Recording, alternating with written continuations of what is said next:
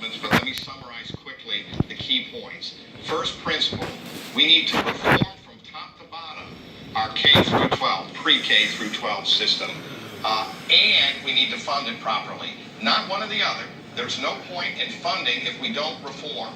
My package of reforms includes a number of elements, but two lead elements I would point you to are, first of all, a better career track for teachers to enable them to grow, to prosper, be promoted, and better compensated without leaving the classroom.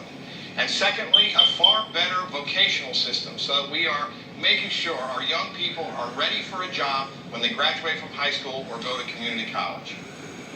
Ms. Vignerasha? Education is the reason I'm running, and there's a reason why I've been called the education candidate. Along with Mr. Jaffe, I'm the only candidate who's the product of Maryland Public Schools from kindergarten through 12th grade. I'm the only candidate who's the daughter of two Baltimore City public school teachers. I'm the only candidate who's running with a lifelong teacher in Baltimore City, the former president of the Baltimore Teachers Union. It's absolutely the case that it's not just about fully funding our schools, but it's where that money goes to. It's why my plan is from cradle to career. It's about investing in universal pre-K for 3-year-olds and 4-year-olds. It's about rebuilding our crumbling schools.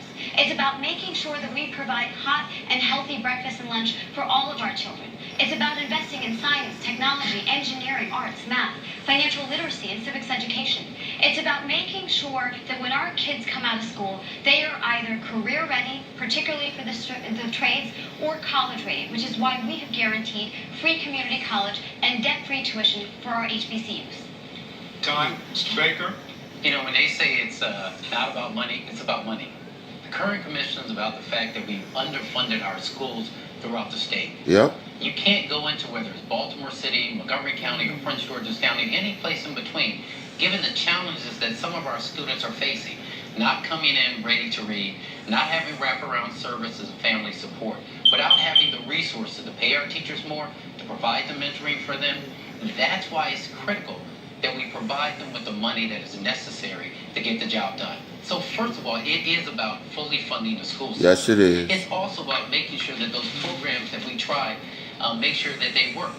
But without the money, you're not going to be able to attract the teachers, the programs, and the support of our students to see their test scores go up, to see them graduate. So that's what I would do as governor, is first of all, fully fund the school system. Ms. Irvin? Seems to me that the school systems are fully funded across the 24 counties in Maryland, and I do believe that we are not going to spend our way out of the big problem that we have here in Maryland. Children spend 6 hours a day in the school building, but the rest of the day they're at home or they're someplace else outside of the school building. And that means that we need to look at how the community is supporting children and their education. So one of the things I did when I was chairing the Montgomery County Council's Education Committee was instituted a plan called the Kennedy Cluster Project, which looked at a particular cluster in the Kennedy area that focused on the fact that there's food insecurity, that many children go to bed hungry and they wake up hungry. How do we feed them during the summer months? There are housing issues and issues of mobility where families struggling are moving in and out of apartment buildings around the county. You got a nappy ass afro. You can forget being governor. All of these issues are important for you should have got your goddamn hair done. Them white folk ain't gonna vote for you. The classroom teacher is not being supported. The classroom teacher is underpaid and overworked. He look like he an alcoholic. Look at his face. So the classroom teachers look like he need a drink real bad.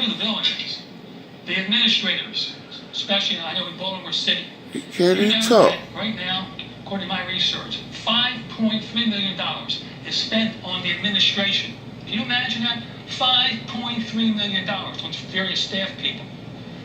My tutor mentor program, which I offer got a terrible. 3 schools in Baltimore You don't City. even have a tie on. I offered it free. They never even gave Clothes me the look courtesy awful. of responding. Hair ain't done.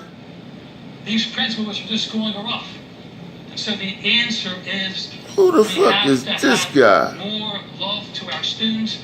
The tutor mentor program needs to be implemented, and we've got to stop wasting money on programs that do not work. Mr. Jones? Now, I'm proud to have been endorsed by 74,000 educators across This our is the guy I state, like. 85% of their vote. They know that I'm the one who has the skills to actually pull folks together to get big things done in our state. They also know that my family has been involved in this fight in our state for equity and education for a long time. I'm proud to have been one of about 24 people that President Obama appointed to his Commission on Equity in Education. I'm also proud that my mom, when she was 12, sued Western High School for girls so she could desegregate it when she was 15. We've known at least since then that until we fully fund our schools, no the theory of education actually works the way it should. And so I'll make sure that we stop the chronic underfunding of our schools and that we invest those resources in universal full-day pre-K, that we invest those resources in recruiting and retaining the best teachers in the country. It's unfair. Nah, fuck that. I don't like him. $20,000 a year higher than teachers. Now that I think about it, I like that black brother that was talking about. He said it is about money. I like him. Given the same opportunity Uh-oh. as the kids in Baltimore County. Who's In he? Baltimore City, they're using older books. They have crowded classrooms. And of course, they don't have enough teachers. Because with crowded classrooms, you have kids there who have problems and they have nobody. That's right. Stand up straight, nigga.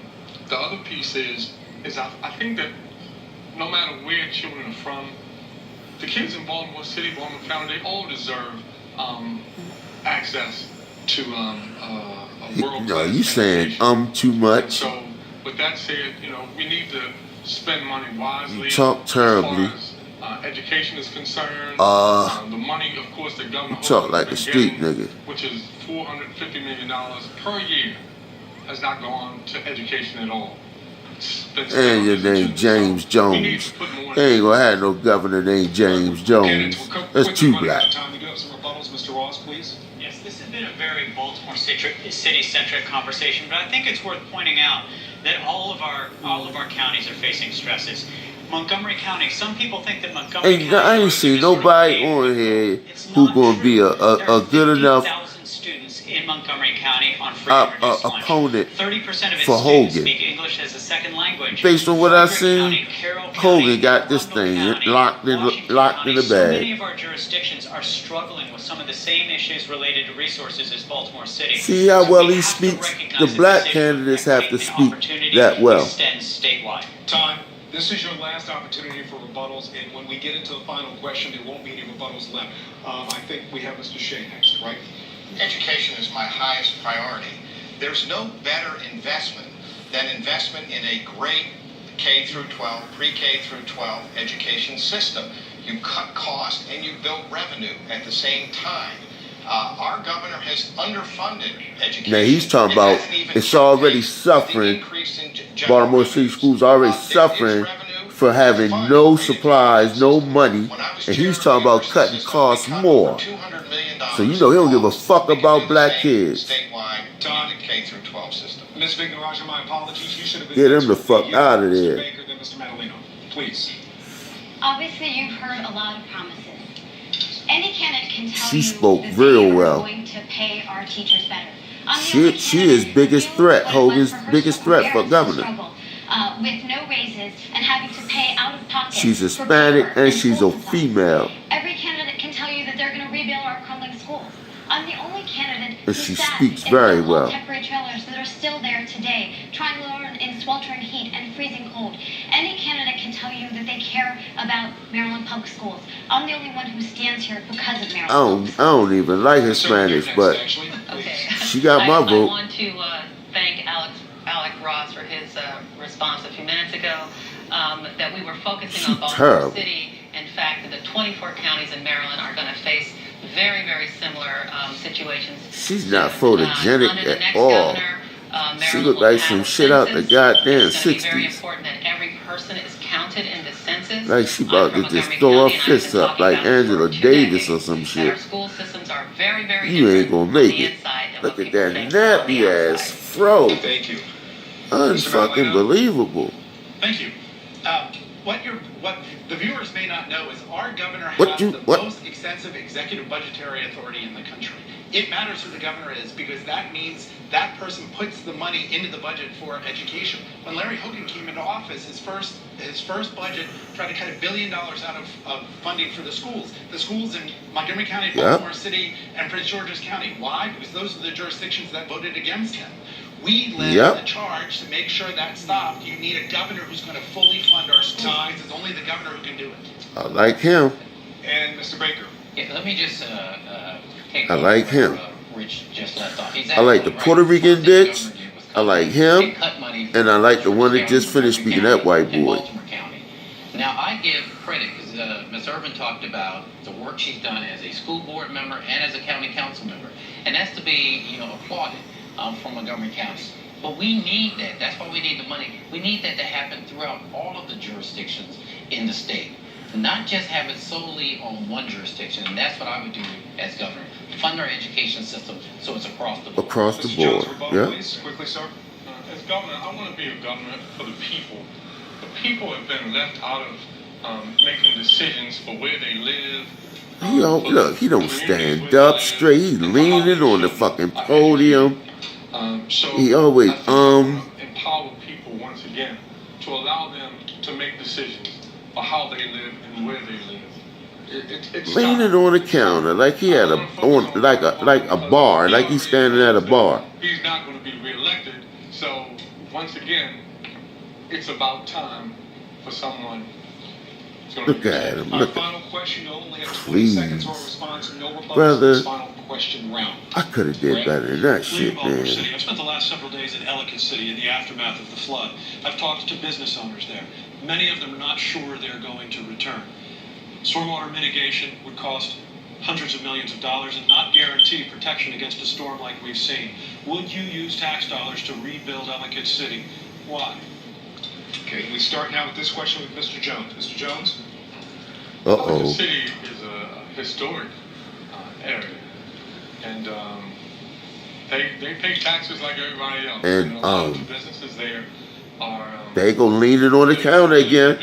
Went right into leaning on the table again. Time, Mr. Jealous. Typical nigga.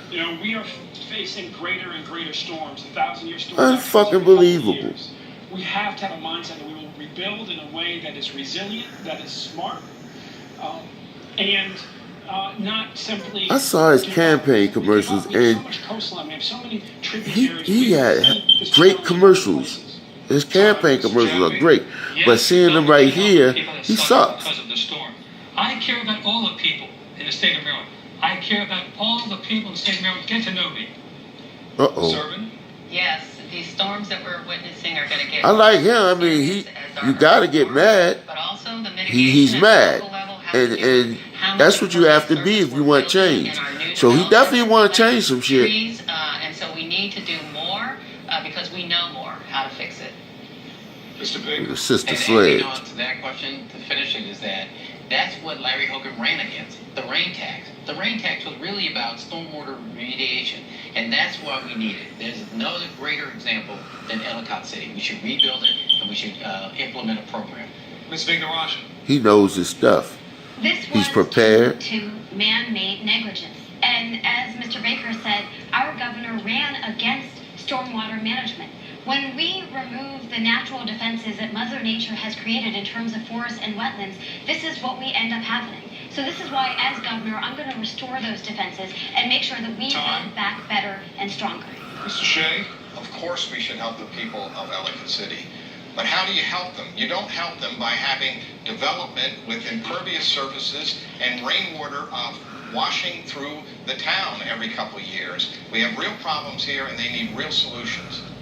Mr. Ross. You're gonna have to implement levees, like in New Orleans. I mean, it's But I simple. also think we need to look at the root cause of this, which is climate change. And I'm in favor of bringing a green bank into our state so we can create clean, sustainable sources of energy.